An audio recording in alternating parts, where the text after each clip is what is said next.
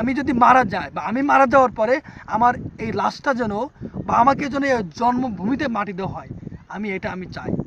আবার আসিব ফিরে এই ধানসিঁড়িটির তীরে, হয়তোবা শঙ্খচিল না হয় শালিকের বেশে। আমি বারবার ফিরে আসতে চাই আমার এই জন্মভূমি গাভুরা ইউনিয়নে।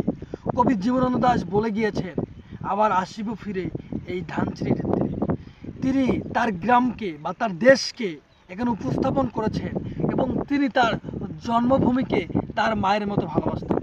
আমরা বা আমি প্রত্যেকটা মানুষই তার মাকে যেমন ভালোবাসে বা তার জন্মভূমিকে ঠিক তেমন ভালোবাসতে হবে। আমার যে মা আমাকে জন্ম দিয়েছে, আমার মা ঠিক যেমন আমার মাকে যেমন ভালোবাসি, ঠিক তেমনি এই প্রকৃতি, এই গ্রাম, এই ইউনিয়ন ঠিক আমার একটা জন্ম দিয়েছে। আমি যে ইয়াসিন হয়ে উঠেছি বা আমি একটা মানুষ হয়ে উঠেছি আমার মায়ের পাশাপাশি আমার এই জন্মভূমিও তার গুরুত্বপূর্ণ বা তার ভূমিকা ছিল অপরিহার্য। এই জন্য আমার মায়ের প্রতি যেমন আমার অধিকার রয়েছে এবং আমার মাকে যেমন আমি ভালোবাসি, ঠিক তেমনি আমার ইউনিয়ন এবং আমার জন্মভূমিকে আমি ঠিক তেমনি ভালোবাসি। মা গর্ভধারণ করে যেমন কষ্ট করে 9 মাস বা 10 মাস তার গর্ভ রেখে আমাদের জন্ম দিয়েছে, ঠিক তেমনি এই জন্মলগ্ন থেকে মৃত্যু পর্যন্ত এই জন্মভূমি আমাদেরকে লালন পালন করে আছে।